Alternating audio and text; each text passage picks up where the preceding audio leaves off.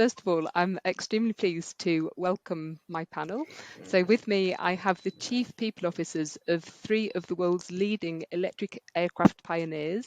We have Amy Round from Vertical Aerospace, Lucie Prinz from Volocopter, and Tosha Perkins from Archer Aviation. And I also have Elizabeth Donnelly, CEO of the Women's Engineering Society, and Susan Butter Charlesworth. She's a human factors consultant with the European Space Agency. So she literally trains astronauts in why this is so important. Okay, so if we could start off with a statistic, and can anyone tell me what our starting point is? Do we know how diverse is the talent pool already in the field of aerospace or in engineering as a whole? Can anyone help me with a statistic for that? Yeah, the latest figures from Engineering UK, which were published a year ago on International Women's Day, is that 16.5% of all engineers are women, and this represents about 990,000 individual women, up from 10% in 2010. So things are improving, but still sort of very much an imbalanced field. Could we explore next why diversity is so important? And I know, Susan, you've got a really useful perspective on this. So from the space sector point of view, it's really important for us that we have diverse teams. Obviously, we're talking here in terms of gender, but I'm talking in terms of all kinds of diversity. And also, I know this is World Engineering Day, that we're talking about, but it's also really important that we have not just the very technical engineers on the teams that I work with, but that we have people from a variety of different backgrounds that can bring different perspectives. So if we think about training astronauts, at the moment they go to the International Space Station, which is orbiting around Earth, but obviously ESA, the European Space Agency, and NASA are talking about going back to the moon, perhaps having a base there. And obviously, there's always talk about going to Mars as well. So in terms of the diversity of backgrounds, gender, skills, etc., that are needed, it's going to be really important that we have that, for those type of missions. I think it's also important to note, Joe, that for those of us who are entering this urban air mobility space and basically creating a new industry, we have to appeal to a diverse population. And so really considering how people will feel quite literally when they look at the design of the aircraft, does it appeal to all different types of backgrounds? Do they feel safe in it just based on the emotion that it creates? And so really thinking about our customer and who will be using this end product from a diverse perspective, the only way to do that is to actually have individuals from diverse backgrounds working on this product. So that's really important to Archer, and I'm sure everyone on this call. Yeah, and if I can add to that, so what that I'm teaching the astronauts this time is about human factors. So in kind of simple terms, the sort of ergonomics, the user-centered design and things like that. And so before, it's obviously been looking at, male astronauts of a certain age and background. And now, it's really important that, it's an incredibly international endeavour, that we're looking at people from all different types of populations that are able to use these, spacecraft to fit in the spacesuits and that kind of thing as well. So, yeah, totally. Brilliant. Thank you so much, Susan. One other thing that I've noticed is that the further we look up within an organisation, the number of females really seems to tail off. And I'd be really keen to hear from the Chief People Officers. Can you tell me any of the reasons why you think this is, and do any of you have some ideas for what we could do to try to change this in the future?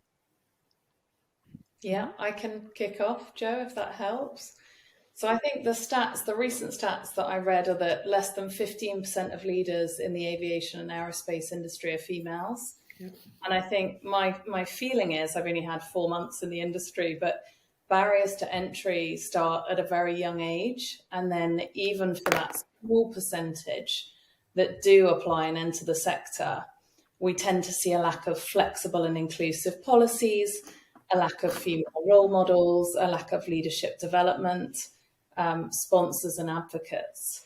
But from all of the reading I've done and just the short sort of 4 months experience I've had, I think by far the biggest barrier that discourages women from entering and staying in aviation careers is working practices and culture. And that's the hardest to change. Meaningful culture change requires consistent leadership commitment over time in thousands of large and small actions, across the sector and across government.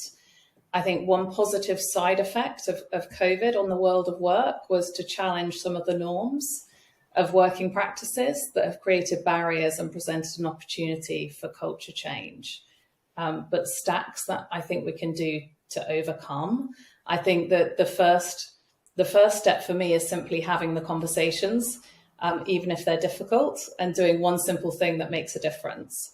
So conversations concerning inclusion are always really challenging.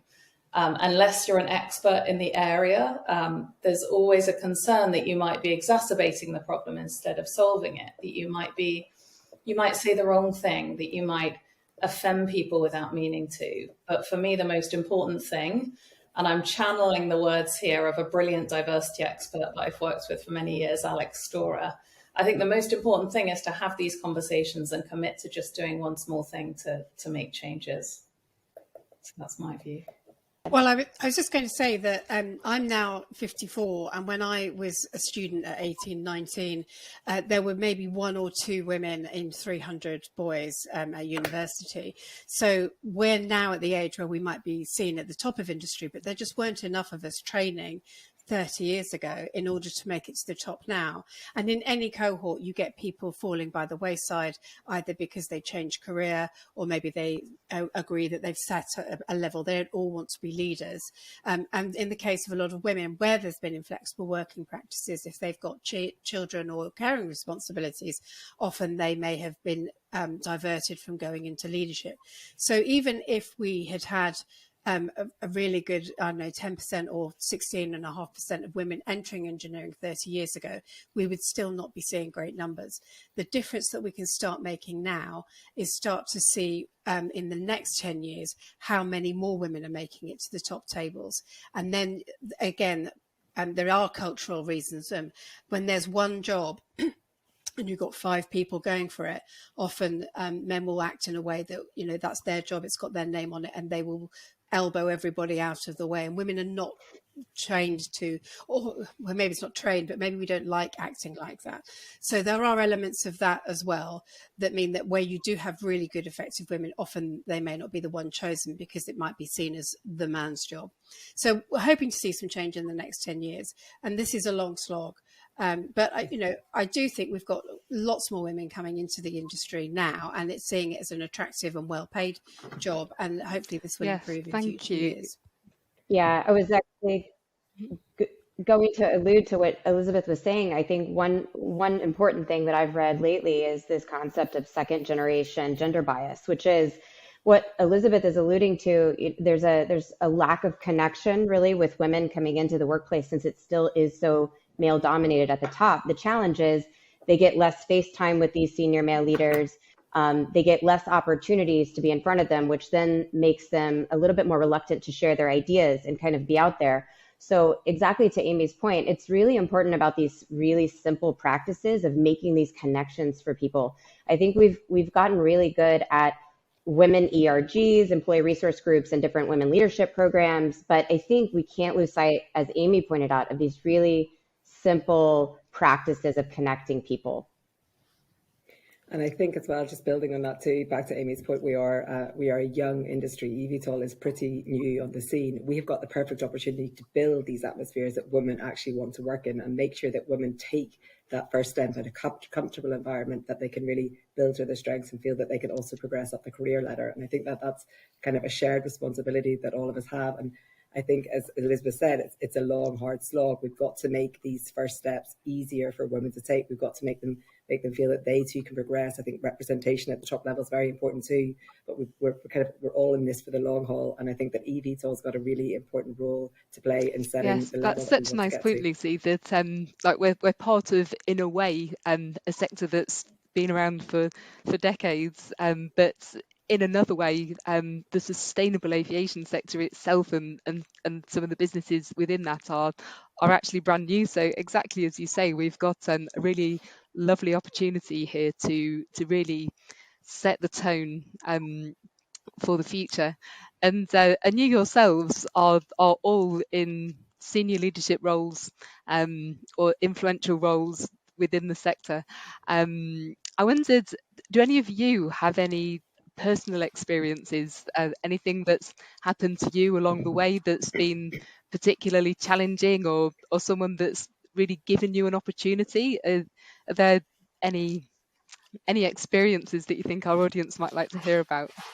I don't know about one particular experience, but I was just thinking as everyone was talking, totally agreeing. And I know there's been a lot of research that, children at the age of 8 decide whether science is for them, and then that will, obviously affect their future, subject choices at school and university. But I think it's really important, like, if we are if engineers are such a small percentage of the workforce, female engineers.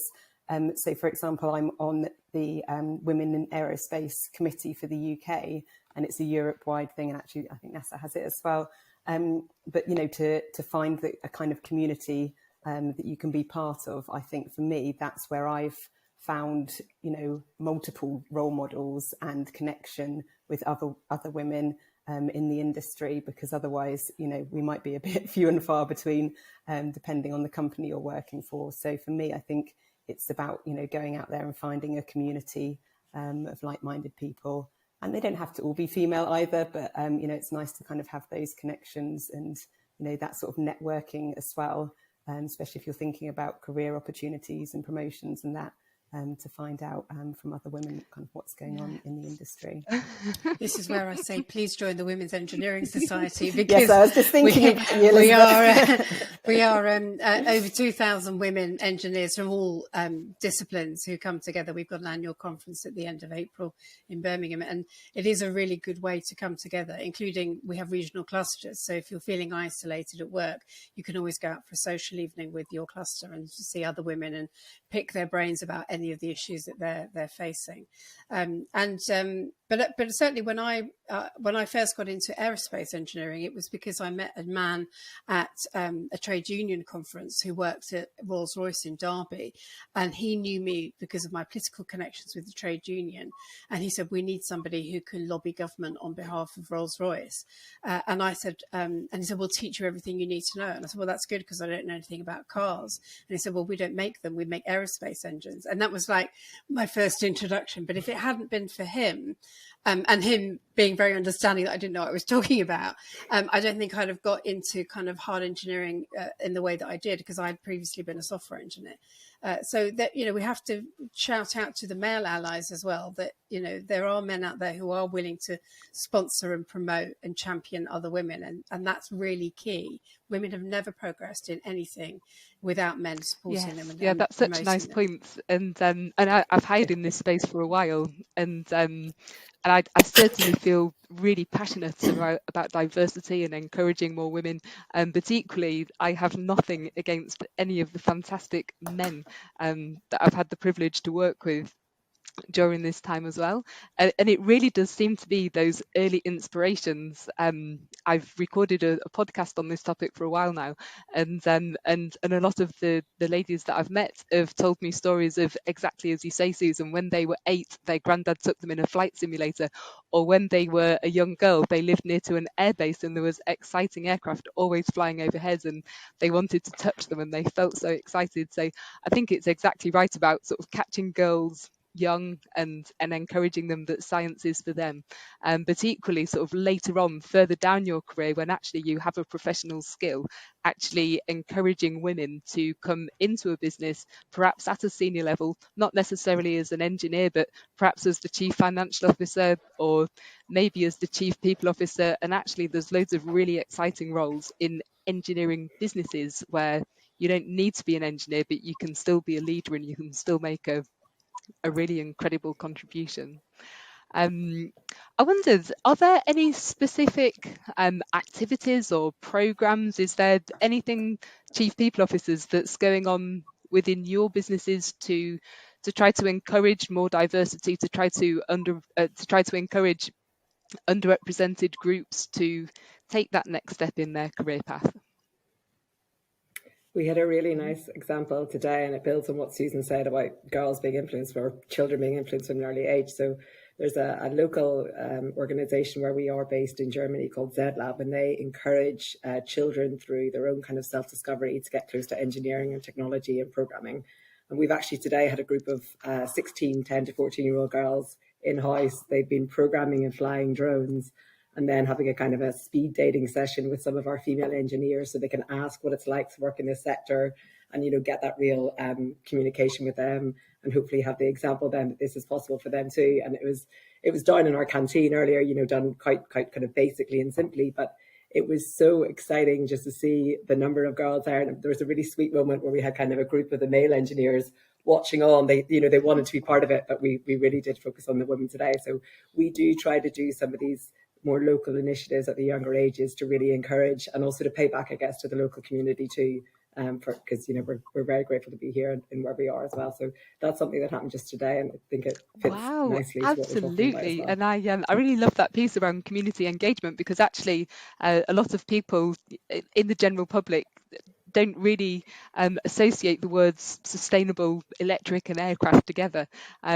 It's still sort of yet to come to our skies. So there's a lot of people, you know, standing on the ground who are not yet expecting it. So I think, you know, inspiring girls about something that is still in the process of being invented is such an exciting thing. Brilliant. I think some of the great behaviours that I've seen just in the last 4 months at Vertical are pushing back on language and terminology that isn't inclusive. So when one very brave lady in commercial stood up in front of 300 people at one of our recent town halls and challenged us on why we still talk about man hours and man flight.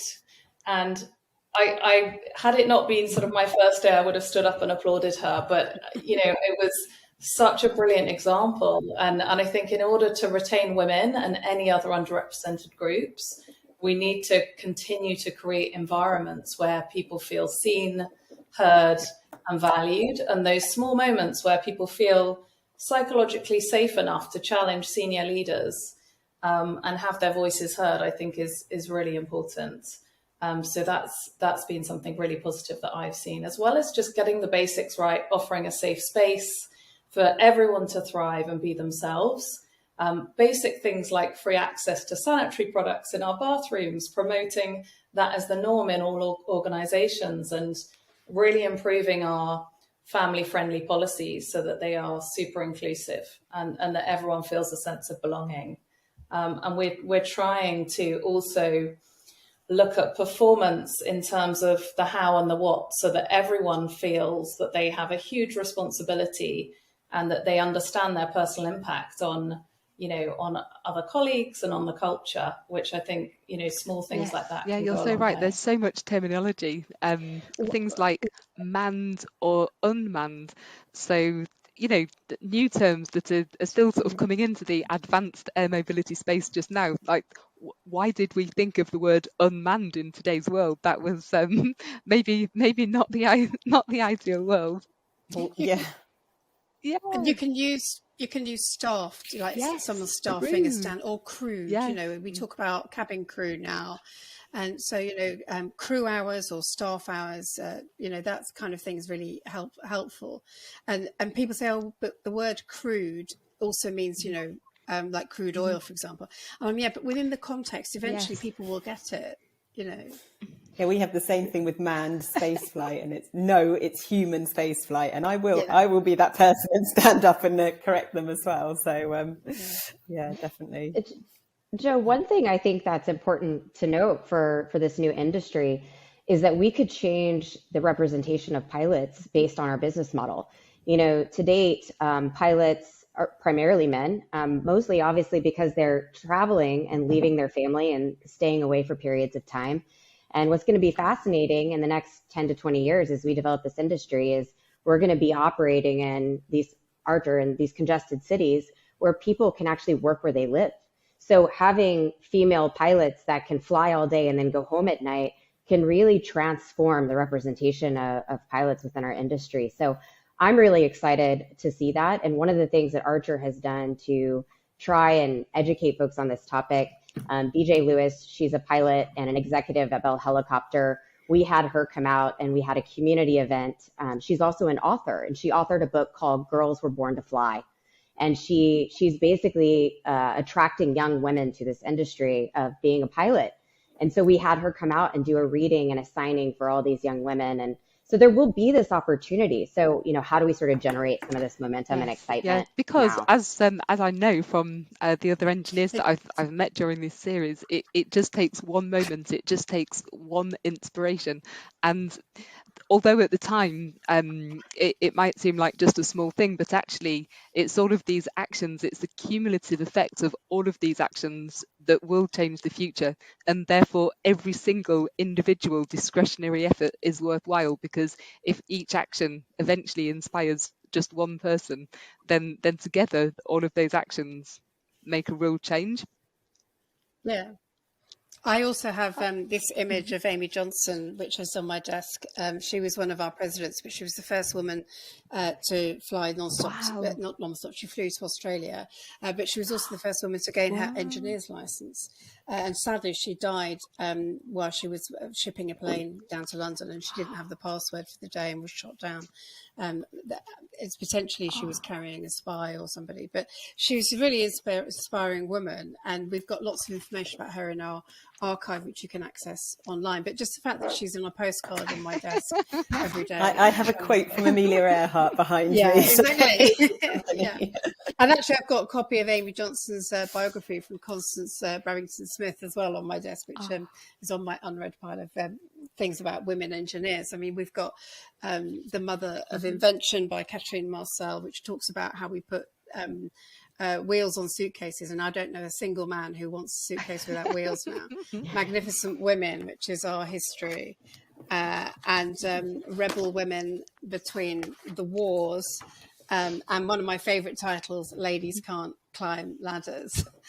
So that, these are these fantastic books that have got really inspiring stories about women throughout the years who've been inspiring engineers, and I think we sometimes forget all of our history, that actually a lot of women have been there, and it can really inspire young girls and young women that that a lot of these women had to bigger fights than we're absolutely having now as well. Yeah, like really literally being the first person to do something must have just been the most phenomenal achievement. And anyone who's listening in the audience, if there's any books that you would like to recommend, or any ideas that you want to share with everyone else, or any questions, we will be sort of logging back into this and answering any questions later, so please do feel free to interact there. Another question I was really keen to ask the audience is whether there's anybody in particular who has inspired you. I know that we've mentioned a couple of great people already, but is there anyone else, any inspiration that any of you would like to give credit to today?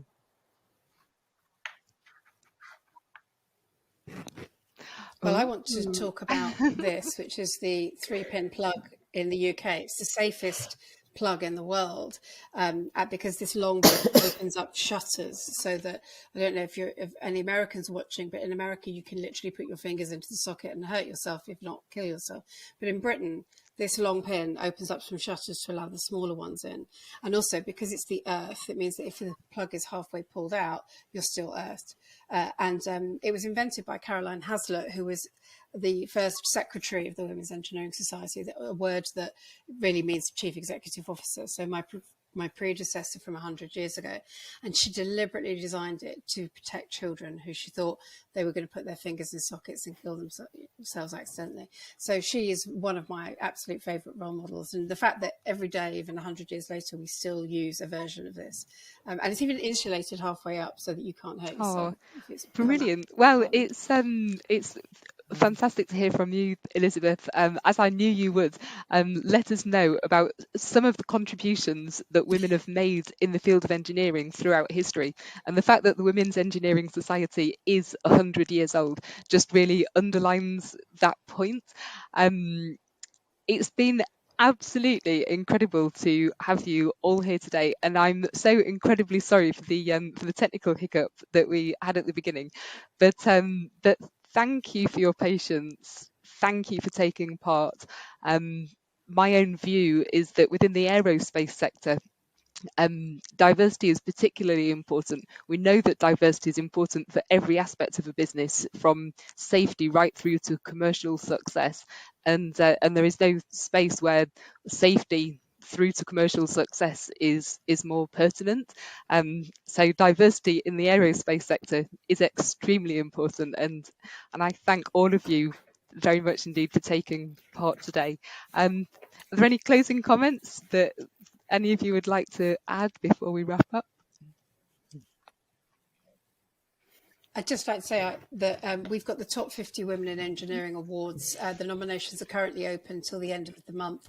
So if you are a woman engineer, or if you know a woman engineer who is involved in safety and security, and this can include online safety and cybersecurity, then if you go to wes.uk/WE50, you can make your nominations there, and we look forward to having some brilliant nominations. Oh, great. Okay, lovely. So if there's any women working in your organisations, please do make some nominations there.